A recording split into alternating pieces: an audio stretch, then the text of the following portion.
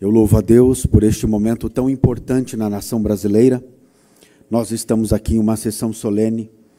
Eu agradeço ao Espírito Santo por nos trazer aqui e dar esta oportunidade de falar sobre este tema tão importante neste dia, neste local solene, nesta nação. Eu agradeço muito a Deus por todos que estiveram aqui, que estão aqui. Agradeço ao pastor Hamilton por ser sensível à voz do Espírito Santo e atender um chamado, se não o chamado mais importante que essa nação já teve, de ser conduzida ao arrependimento. Nós estamos aqui numa sessão solene para falar de arrependimento, mas não para falar literalmente. Nós estamos sendo muito preparados por Deus neste dia, através das ministrações que já ouvimos aqui, mas principalmente para nos arrependermos, não só por nós, mas por toda a nossa nação.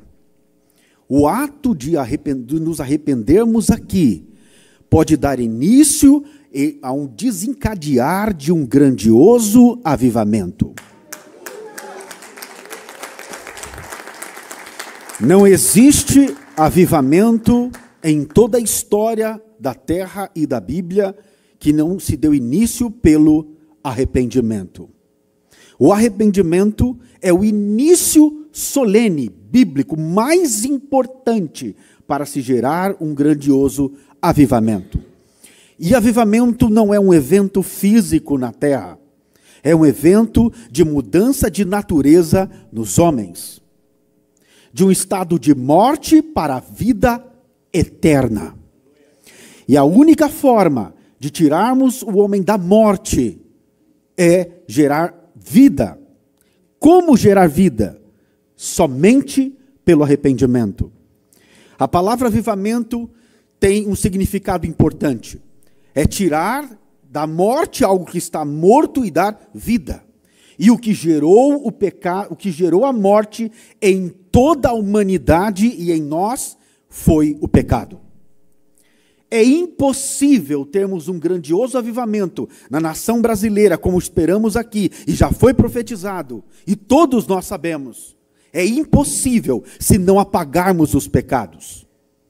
E só tem uma única forma bíblica, não existe outra, de apagarmos os pecados desta nação. Pelo arrependimento, somente pelo arrependimento. E Deus está aqui nos dando a oportunidade mais solene, mais importante que essa nação já teve. A oportunidade de se arrepender de seus pecados. E quando estes pecados forem apagados, se dará início o maior avivamento da história da nação brasileira. Mas eu estou aqui para falar daqueles que vão carregar este avivamento, daqueles que vão preparar a nação brasileira para o avivamento, e não digo um avivamento comum. Como eu falei, o avivamento é tirar algo da morte para a vida. Tirar da morte não significa a morte que nós conhecemos, que te leva ao túmulo, mas da morte eterna, que é a separação de você e Deus. Nós precisamos ligar novamente a nação brasileira a Deus, para que Deus de fato possa derramar do seu Espírito sobre toda a carne e fazer com que este verdadeiro avivamento bíblico aconteça. Que é a preparação legítima de uma igreja santa e justa para a gloriosa vinda de Jesus. Nós estamos aqui num dia nacional de arrependimento. Que isso influencie todas as nações da terra a prepararem um dia nacional de arrependimento. Nós estamos na Câmara, onde é um local público e solene, onde os governantes deste estado e desta nação falam desta tribuna e sentam-se a esta mesa para falar das leis e das direções que o povo deve tomar ou seguir. Porém, hoje nós estamos aqui no dia mais importante desta terra, da reunião mais importante na terra neste momento, para falar daquele assunto que vai levar uma nação inteira a Cristo Jesus. Nós estamos aqui para falar do Dia Nacional de Arrependimento. Esse dia é histórico e pode mudar a história da nossa nação. Porém, agora vem um papel importante de muitos que estão aqui e que estão nos acompanhando pelas mídias sociais. Eu já recebi informação que muitas nações estão assistindo ao vivo esta reunião. Milhares de pessoas estão comentando sobre este dia, estão falando a respeito. Pastores em muitas partes do Brasil estão esperando ao nosso início de arrependimento aqui para acompanhar com suas igrejas. E neste momento, eu preciso dar um recado importante ao sacerdócio do Brasil. Em Oséias, capítulo 4, versículo 6, a palavra de Deus diz: o meu povo está sendo destruído porque lhe faltou o conhecimento, porque tu, sacerdote, rejeitaste a lei do teu Deus, também eu o rejeitarei, para que não sejas sacerdote diante de mim. Visto que esqueceste da lei do teu Deus, eu me esquecerei de ti e dos seus filhos contigo. Amados, nós estamos falando que do sacerdote, a partir do sacerdote, pode vir ou não a destruição de um povo. Em Crônicas, já foi lido muitas vezes aqui, se o meu povo, que se chama pelo meu nome, ele não está falando dos povos, ele não está falando daqueles que não conhecem a Deus, daqueles que não têm o nome de cristão em si, ele está falando com o povo dele. A reação e a ação do povo de Deus é que vai alterar o status de toda a nação. A nossa reação como povo de Deus é que vai determinar se os céus dessa nação vão se abrir para a presença real do Espírito Santo, que vem primeiramente nos convencer do pecado, da justiça e do juízo. Se nós aqui, como povo de Deus, agirmos da forma correta, seguindo as orientações que Deus deu em sua santa palavra, nós vamos gerar o maior avivamento que esta terra já viu. É muito importante saber que o arrependimento não é um ato que se inicia aqui em um evento. O arrependimento é algo que apenas está começando aqui. E ele será contínuo diariamente a partir de aqui até o arrebatamento da igreja. Então, neste tempo, nós estamos aqui agora falando com os sacerdotes. Porque nós, sacerdotes, você, sacerdote que está me ouvindo neste momento, está em suas mãos o caminho da eternidade com Cristo ou no inferno. Cada sacerdote levantado por Deus nessa nação tem a responsabilidade de conduzir milhares para o inferno ou para os céus. Aquilo que pregamos em nossos púlpitos, aquilo que vivemos como sacerdotes, aquilo que transparecemos ser, falar e viver, será refletido nos filhos. Me refiro aos filhos espirituais. Porque Deus disse muito claramente: o meu povo está sendo destruído. E Deus acaba rejeitando este sacerdote e rejeitando os seus com ele. Ele e toda a sua congregação vai perder a salvação se não voltar ao conhecimento do Evangelho eterno. O Evangelho eterno, ele tem características específicas. Porém, para que fique claro do que temos que nos arrepender. E por que isto é tão importante?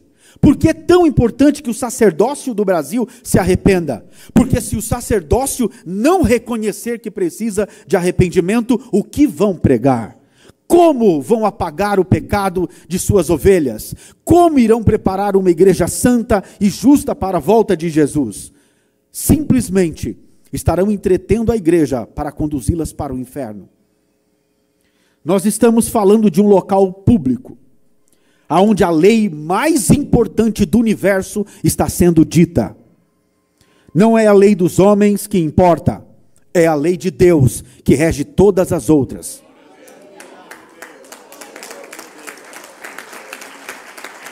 Nós estamos diante de um momento histórico da nação brasileira, a qual nós, sacerdotes, agora teremos que fazer uma escolha do que vamos, como vamos conduzir esta nação a um avivamento?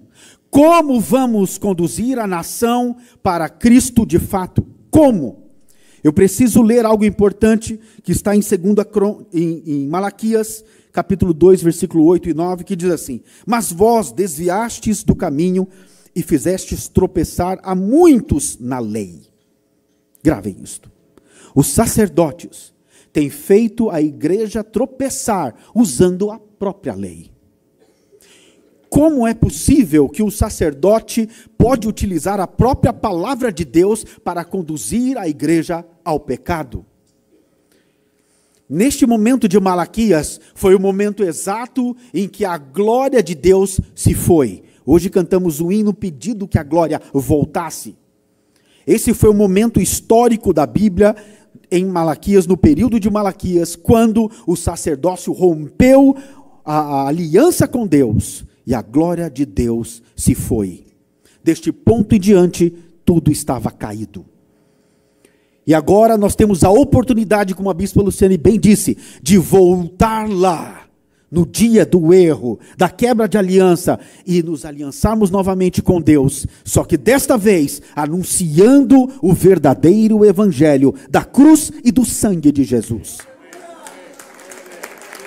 O verdadeiro evangelho, ele é totalmente baseado na cruz de Jesus. O verdadeiro evangelho, o primeiro impacto que você tem com ele, é de ser lançado em uma cruz. O verdadeiro evangelho, ele sempre vai começar por arrependimento. Ele vai conduzir à santidade e à prática da justiça. O evangelho não tem outra função a não ser essas três. Se nós pregarmos a Bíblia toda e escondermos o arrependimento e a santidade, estamos entretendo os cristãos para que sejam consumidos no fogo. Nós estamos no momento mais importante da igreja. E hoje eu quero ler em 2 Coríntios, capítulo 11, do versículo 1 ao 4. Nós encontramos uma declaração, um suspiro, um pedido ansioso do apóstolo Paulo, um pedido com muitas lágrimas e com muita insistência para a igreja. A palavra de Deus diz em 2 Coríntios, capítulo 11, do versículo 1 ao 4, eu gostaria que vocês suportassem um pouco da minha insensatez. Amados, para ele falar isso para a igreja de Corinto, por favor, tenham paciência comigo. Ele quis dizer que ele já devia estar falando deste assunto muito tempo, muitas vezes, para voltar de novo neste assunto com a igreja de Corinto. Tenham paciência comigo. Suportem um pouco da minha insensatez. De fato, vocês têm me suportado, pois a dedicação que tenho por vocês provém de Deus. Eu os prometi a um único marido, Cristo, querendo apresentá-los a Ele como uma virgem pura, santa, separada. Santa, separada. Gravem isto. O que receio e quero evitar é que, assim como a Eva foi enganada pela serpente no jardim, a mente de vocês seja corrompida e vocês se desviem da pura e sincera devoção a Cristo.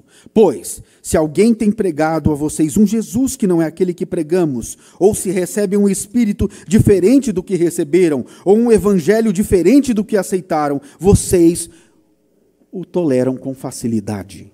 Em outras versões, vocês o suportam facilmente. Amados, o que tem acontecido para que um avivamento não explodisse no Brasil, é que neste momento o sacerdote tem pregado um outro Jesus nas igrejas, um outro evangelho e um outro espírito tem tomado as igrejas. E isto tem feito com que os sinais e maravilhas se afastassem, a santidade, as referências já não existem. Eu fiz uma terrível pesquisa, eu chamo de terrível pesquisa, pois o resultado para mim foi horrível. E ele tem exatamente a ver com o que o próprio Deus disse em Malaquias, no capítulo 2, e eu vou ler. Eu fiz uma pesquisa, o que está associado ao nome pastor em toda a internet mundial.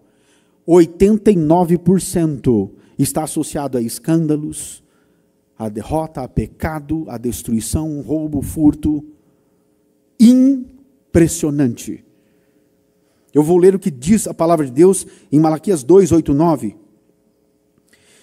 Mas vós desviastes do caminho e fizestes tropeçar a muitos na lei. Corrompeste a aliança de Levi, diz o Senhor dos Exércitos. Por isso também eu vos fiz desprezíveis.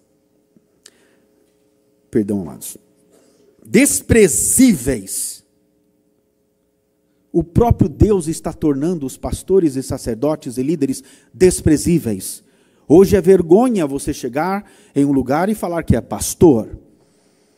Nós que deveríamos ser o exemplo de santidade, de justiça, um exemplo de integridade, somos a imagem mais corrompida e desprezível numa nação.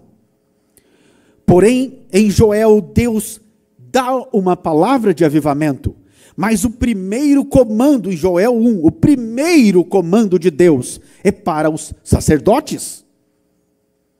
É impressionante a precisão de Deus para que esse evangelho, esse comando de arrependimento chegue em toda a nação. Ele começa pelo sacerdócio. Então nós, sacerdotes, temos um papel, se não o mais importante, para conduzir a nação ao arrependimento, a começar por nossos pecados nos arrependermos. Se nós queremos de fato preparar uma igreja santa e gloriosa para Jesus, precisamos nós sermos santos, justos, íntegros, verdadeiros, humildes, reconhecer quem somos. Arrancar os nossos títulos, arrancar as nossas placas e sermos apenas servos de Deus. Não temos escolha, amados. Em toda a Bíblia não existe outro caminho a não ser o arrependimento. Não existe outra forma. Não existe outra ação, outro ato profético, outra solenidade. Não existe nada mais importante do que o arrependimento. O arrependimento faz com que o juízo de Deus seja anulado. O arrependimento faz com que a morte se esvarie. E venha a vida. Aonde tem morte passa a ter vida. Até mesmo começar daqui de um lugar público e político. Nós estamos começando o arrependimento nacional do lugar certo. Num local público, diante das câmeras de televisão nacional. Não existe lugar mais apropriado para o povo de Deus estar reunido com as autoridades aqui presentes.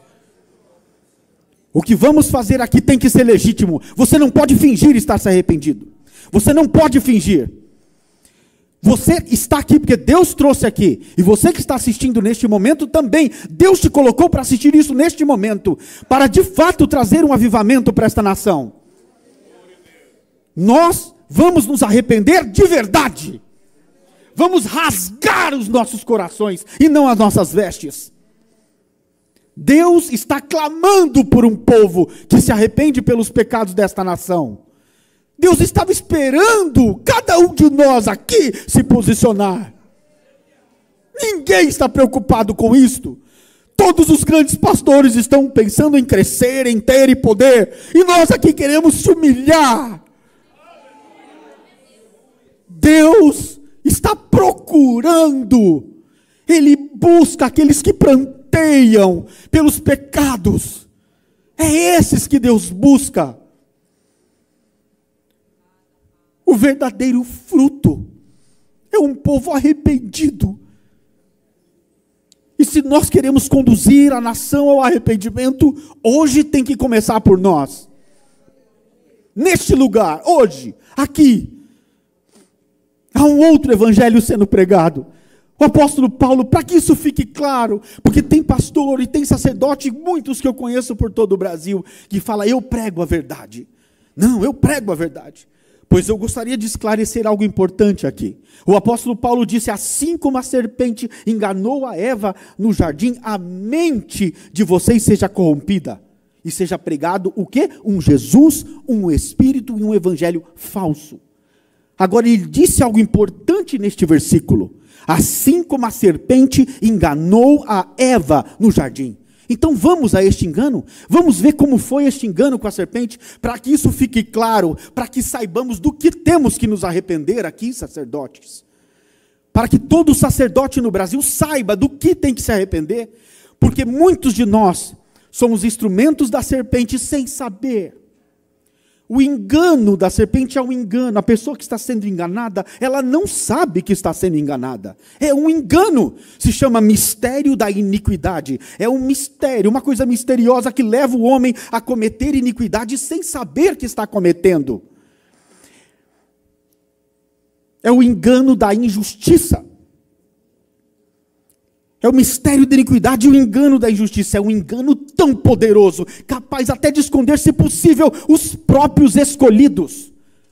É sério. Vamos a este engano para que fique claro, para que saibamos do que temos que nos arrepender. Em 2 Coríntios 11, como eu disse, em Gênesis 3, na verdade, vamos agora ao engano da serpente. Eu quero ler Gênesis 3, do versículo 1 ao 7. E serei breve na minha descrição. O apóstolo Paulo falou, lembre-se, isso é a igreja de Corinto. Assim como a serpente enganou a Eva no jardim. Que engano foi esse que fez com que, como a bispa Luciene bem disse no início da ministração, ela escolheu aquela árvore. Por que ela escolheu? Quando nós entendemos o porquê ela escolheu aquela árvore, muitos sacerdotes no Brasil vão olhar para si mesmos e falar: meu Deus, eu tenho sido instrumento da serpente. Tenho pregado um outro Jesus, um outro evangelho, e estou sendo guiado por outro espírito, e que não é o santo. Gênesis 3, capítulo 1, Gênesis capítulo 3, do versículo 1 ao versículo 7, diz assim a palavra do Deus Altíssimo. Ora, a serpente era o mais astuto de todos os animais que o Senhor Deus tinha feito. E ela perguntou à mulher: foi isto mesmo que Deus disse? Não comam de nenhum fruto da árvore do jardim? Respondeu a mulher à serpente: podemos comer do fruto da árvore do jardim. Mas Deus disse: não comam do fruto da árvore que está no meio do jardim, nem toquem nele, do contrário vocês morrerão. Disse a serpente à mulher: certamente não morrerão. Ou melhor, não se preocupe. Uma vez salvo, sempre salvo. Deus sabe que no dia que dele comerem, seus olhos se abrirão. E no dia seus olhos se abrirão, e vocês serão como Deus, conhecedores do bem e do mal. Quando a mulher viu que a árvore parecia agradável ao paladar, era atraente aos olhos e, além disso, desejável para dele obter discernimento, tomou do seu fruto, comeu e deu também ao seu marido. Os olhos dos dois se abriram e perceberam que estavam nus. Então juntaram folhas de figueira para cobrir-se.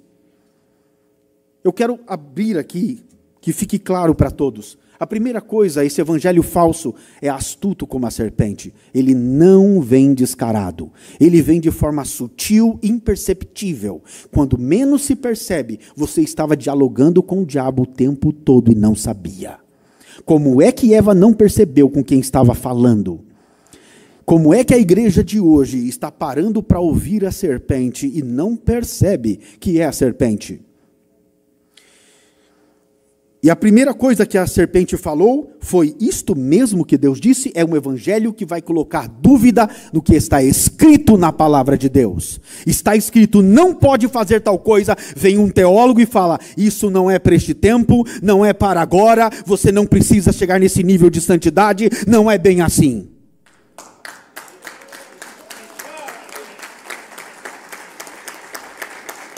É um evangelho que sempre vai colocar dúvida no que está escrito. Deus já isso no Novo Testamento, não me refiro ao Velho. No Novo Testamento. O que eu já vi de teólogo refutando certos comandos bíblicos santos da palavra de Deus, neste tempo é incrível. Foi isto mesmo que Deus disse? Querendo colocar dúvida naquilo que Deus disse. Então a guerra toda é no que está escrito pelo Santo Deus. Não comam de nenhum fruto das árvores do jardim. Outro ponto é distorcer o que Deus disse. Deus não falou que não era todas as árvores do jardim, era uma que não era para comer. Mas aí virá um evangelho que vai distorcer o que Deus disse. O que há pastor hoje, sacerdote, distorcendo o que está escrito na santa palavra de Deus e não pregando exatamente como está escrito, não é brincadeira. Temos muito que nos arrepender, amados. Isso tem corrompido, destruído o povo. O povo falta conhecimento de Deus. O povo não conhece Deus. Ele conhece como prosperar, como crescer, como conquistar. Eles não conhecem Jesus.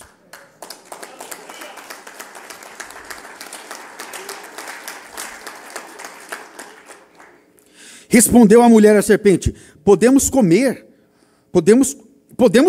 do fruto das árvores do jardim.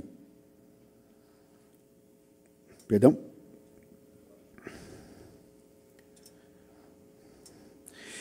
Respondeu a mulher à serpente: podemos comer do fruto da árvore do jardim. Mas Deus disse: não comam do fruto da árvore que está no meio do jardim, e nem toquem nele, do contrário vocês morrerão. Aqui é o exemplo claro que a igreja conhece a letra da palavra de Deus. A Eva respondeu à serpente, porque Deus disse, ela sabe o que Deus disse. Assim como a igreja atual, ela conhece de cor a Bíblia, mas não conhece a Deus. É impressionante como isso tem contaminado e tomado conta da igreja. De repente, a serpente diz: certamente não morrerão. É nessa hora que fica muito claro para nós que vai vir um evangelho que diz: não se preocupe, não é por causa de uma mentirinha que você vai perder o arrebatamento ou a sua salvação. Mentira. Uma vez que você pecou, você já morreu. O salário do pecado é a morte. Sempre vai vir uma superabundante graça de Deus, suposta superabundante graça de Deus, de um tal Jesus que já fez tudo por você e você não precisa fazer nada por ele. Que você não precisa tomar nenhuma posição, que você nem precisa se arrepender de seus pecados. Esse evangelho, esse Jesus, lembrando que o apóstolo Paulo disse isso à igreja de Corinto, que o engano da serpente, este engano aqui é um Jesus, é um evangelho e é um espírito, não é outra coisa. O apóstolo Paulo confirmou na palavra de Deus. Então o engano que saiu da boca da serpente era um evangelho, era um conhecimento. Então, nós vemos claramente que este é um motivo sério para nos arrependermos. E ele disse: Deus sabe que do dia que dele comerem, seus olhos se abrirão. É um evangelho que ia vir dos últimos tempos, que ia fazer com que os olhos dos cristãos se abrissem. O que significa isto? Significa que tudo aquilo que nós podemos contemplar com nossos olhos, é isso que vamos desejar.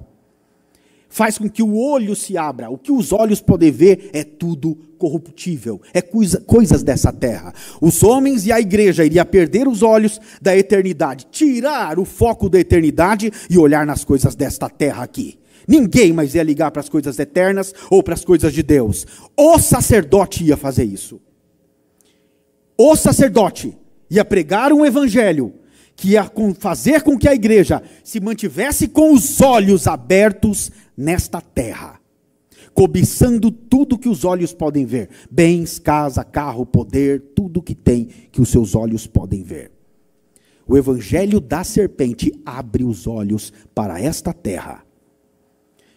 Outro ponto importante para nos arrependermos: e vocês serão como Deus. Aqui é grave. Como pode ser pregado um evangelho que torna o homem como Deus? Vai vir um evangelho que vai dizer assim: tudo o que Deus fez é por você. Quando a pessoa chega na igreja para adorar a Deus, ela é adorada por Deus. Entenda bem, Jesus foi tirado do centro da adoração e foi colocada a ovelha. Hoje as igrejas, as ovelhas vão na igreja para serem adoradas por Deus, não para adorarem a Deus. Quando ela chega na igreja, o sacerdote já diz: hoje é o dia da tua bênção, hoje é o dia da tua vitória. Então você vai ter, você vai receber, você vai ser, 1000 cairão ao seu lado, 10.000 à sua direita, você será colocado por cabeça e enche você de orgulho, e você nunca se arrepende. sendo que você deveria ir à igreja para adorar a Deus, não para ser adorada por Ele.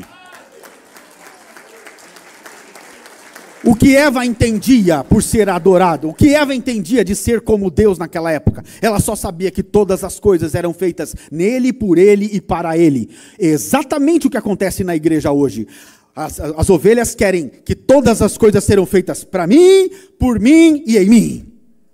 Deus vai me usar, Deus vai me ter, Deus vai me fazer, eu vou ser, eu vou crescer, eu vou ter, eu vou poder.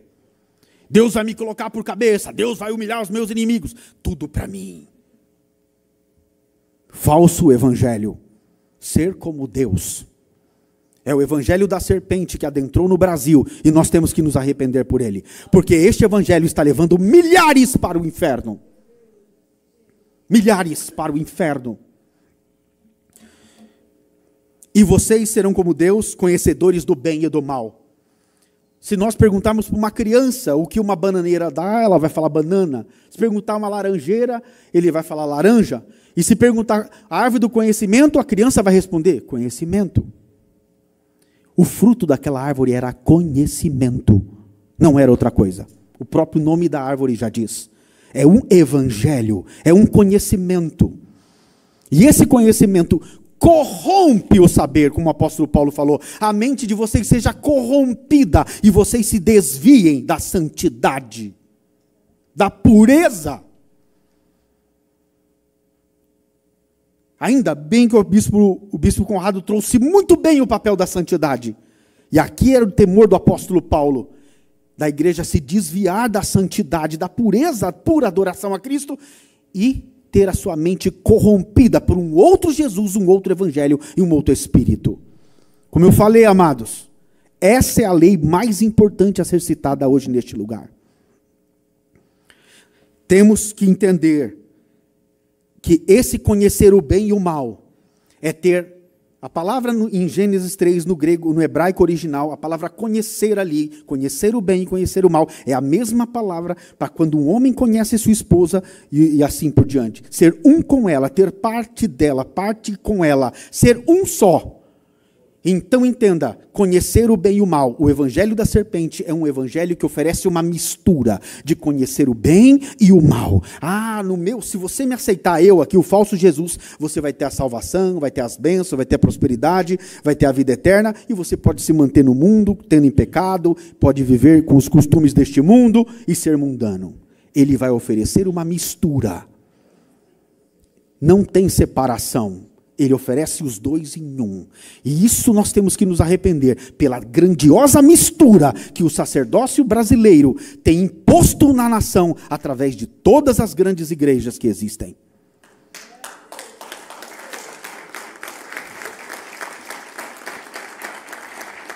Quando a mulher viu que a árvore parecia agradável ao paladar, é sempre um evangelho que vai ser agradável para a nossa carne. Sempre algo que vai agradar a carne do homem. Um evangelho agradável para a carne. E ela disse, era atraente aos olhos. É sempre um evangelho, uma ministração, uma palavra que vai ser atraente aos olhos, que vai fazer com que você passe a cobiçar tudo que os seus olhos podem ver. Esse é o falso, amados. Além disso, desejável para dela de se obter discernimento. É um evangelho agradável para o discernimento próprio. É um agradável para a sua forma de compreender. Não, aquele teólogo fala do jeito que eu acho que tem que ser. Por isso, muitos nesses dias, buscarão mestres para si. Buscando agradar o seu próprio intelecto, o seu próprio entendimento. E não agradar a Cristo em arrependimento e santidade. Nós estamos agora diante do momento mais importante da história. A Eva tomou do seu fruto, comeu e deu para o seu marido, e isso tem se espalhado facilmente entre as famílias, entre as igrejas, e esse evangelho tem alastrado e lotado grandes igrejas por aí. Se nós não nos arrependermos, todas essas almas vão para o inferno. Por isso, nosso prantear hoje tem que ser legítimo e verdadeiro. Eu preciso me arrepender pelo sacerdócio do Brasil. Clamar desesperadamente. Quem sabe um se converte.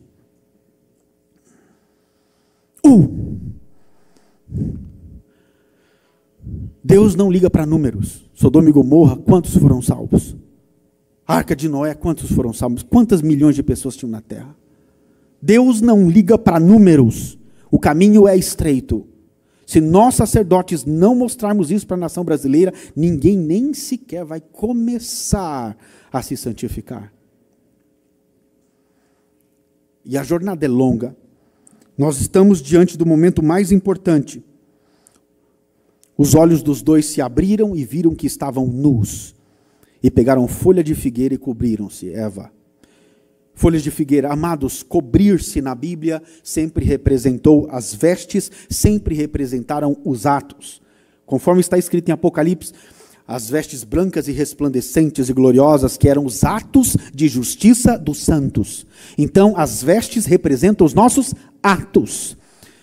E aqui, a Eva se cobriu, a sua própria nudez, ela viu que estava nua, os olhos dela se abriu para o pecado sexual, como nunca antes. Ela passou a ver o pecado, ver com os próprios olhos agora o pecado, já consumado. E vestiu-se com folha de figueira, criando justiça própria. Esse falso evangelho vai trazer uma justiça própria. Deus conhece o meu coração. Não importa o que o seu coração pensar. Ou obedecemos a Deus, ou iremos para o inferno.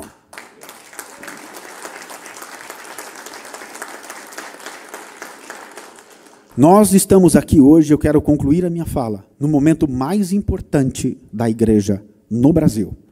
Deus está dando uma oportunidade solene para a igreja se arrepender. Há um grande juízo vindo à nação brasileira. Quando há um rei justo, é porque o povo obedeceu. Quando há um rei ímpio, é porque o povo pecou. Toda autoridade instituída na terra, toda a autoridade foi instituída por Deus. Qualquer que seja o governante, foi instituído pelo Deus de Israel. E Deus só pode tirar o jugo de uma nação, de uma cidade, de um estado, se o meu povo, que se chama pelo meu nome, se humilhar, e orar, e buscar a minha face, e se converter dos seus maus caminhos, aí sim eu ouvirei dos céus, e sararei a vossa terra. Este é o comando solene mais importante de todos. Deus não levou em consideração o tempo de ignorância, mas agora, hoje, Brasil, hoje, diante de tudo que já foi dito aqui, Deus ordena a todas as nações que se arrependam. E eu quero concluir dizendo que sem arrependimento não vamos conseguir. É impossível. Arrependam-se, porque é chegado o reino dos céus. Obrigado.